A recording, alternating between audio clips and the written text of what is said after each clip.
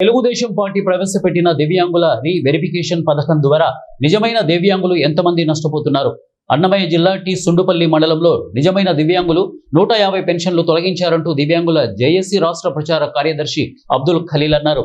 ఆయన మాట్లాడుతూ పెన్షన్ మీద ఎంతో మంది ఆధారపడి ఆరోగ్యపరంగా ఇంటి పరంగా ఉపయోగించుకునే వాళ్ళు ఉన్నారు.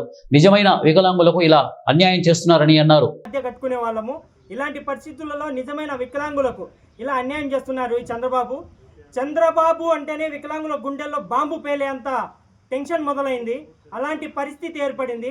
వెంటనే ఈ చంద్రబాబు ప్రభుత్వం కానీ అధికారులు కానీ ఎవరైనా కానీ మా దివ్యాంగులు నిజమైన దివ్యాంగులందరినీ ప్రత్యేకంగా గుర్తించి మళ్ళీ ఒకసారి చేసి నిజమైన దివ్యాంగులకు అన్యాయం జరగకుండా చూడాలి.